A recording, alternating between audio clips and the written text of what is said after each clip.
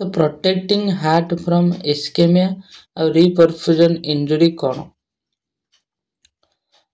Protecting heart from ischaemia होची गोटे रोग और रिपरफ्यूजन इंजुरी केमती होची हार्ट को ता विषय रे आज आमे पढ़िबा।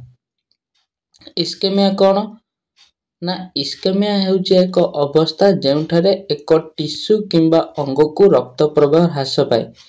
इस्केमिया होची गोटे डिजीज बा रोग जेउठारे कौन हुए एक टिश्यू किंबा अंग को जेकोनोसी हेले गोटे टिश्यू को किंबा अंग को रक्त प्रवाह ह्रास पाए, रक्त प्रवाह कमी जाए शरीर रो कोनोसी हेले अंग को किंबा टिश्यू को रक्त प्रवाह जदि ह्रास पाए ताको आमे इस्केमिया बोली कि कहूचे, जा फल रे अम्लजान एवं पुष्टिकर अभाव देखा जाए। रक्त जदि शरीर रो कोनोसी जदि टिश्यू को किंबा कोनोसी जदि अंग को रक्त प्रवाह कमी जाए ताहले सेठी अम्लजान रो मात्रा मध्य कमी जाए एवं पुष्टिकर अभाव न्यूट्रिएंट्स मध्य अभाव हो जाए, पुष्टिकर मध्य अभाव देखा जाए। जा फल रे कि इस्केमिया से परिस्थिति को आमे इस्केमिया बोली कहूचे और से रोग को इस्केमिया बोली कहूचे।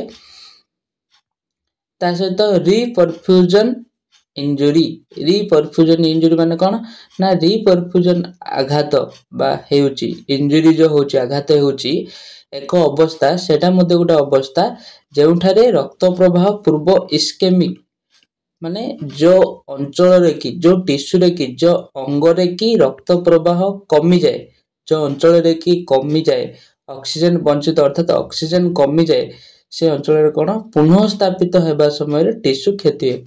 पुनः ऑक्सीजन जेतेबेले पहुंचीबो से जगह को से जो समय भीतर डिफरेंस रहला ऑक्सीजन बंद हो जाथिबा और ऑक्सीजन पुनः स्थापित हेबा से समय रे जेति कि टिश्यू क्षति हला जहा इन्फ्लेमेशन सेडी सृष्टि हला प्रदाह सृष्टि हला और ऑक्सीडेटिव क्षति रो कारण होय। ऑक्सीडेटिव माने ऑक्सीजन रो अनुपस्थिति रे जेति कि समय पर्यंत से अंग प्रत्यंग रो क्षति हला ताको हमें कोन कहचे रिपरफ्यूजन इंजुरी बोली कहचे। प्रोटेक्टिंग हार्ट फ्रॉम इस्केमिया और रिपरफ्यूजन इंजुरी अर्थात इस्केमिया माने हमें जानिले शरीर रो जेकोनोसी शरीर को शरीर रो जेकोनोसी अंग को किंबा जेकोनोसी टिश्यू को जदि रक्त प्रवाह कमी जाए ताहले रक्त प्रवाह कमी गला फल मध्ये अम्लजान कमी जाए एवं पुष्टिकर मध्ये सेठी अभाव देखा जाए।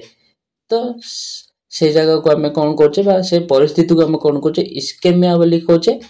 आउ रिपरफ्यूजन आघात अर्थात रिपरफ्यूजन आघात होचे एक अवस्था जेउठिरे रक्त प्रवाह इस्केमिक माने ऑक्सीजन वंचित अंचल जो अंचल रे कि ऑक्सीजन रो अभाव देखा जाय थाए से अंचल रे से अंगर बा से टिश्यू रे कोन हुए ऑक्सीजन पुनः स्थापित हेबा जेतेबे आउथरे पुनः स्थापित हेबो से समय रे टिश्यू रे क्षति होय। जेति समय पर्यंत ऑक्सीजन रो अभाव से जगह रे रहिला सेति समय पर्यंत जेति टिश्यू क्षति हला जहा इन्फ्लेमेशन बा प्रदाह सृष्टि हला सेतरे इन्फेक्शन सृष्टि हला तो ताहाबरे ऑक्सीडेटिव क्षति रो कारण हुए। कौन पे आरो प्रभाव रे हार्ट रो इफेक्ट कौन आसीबा हम आगो को पढ़िबा।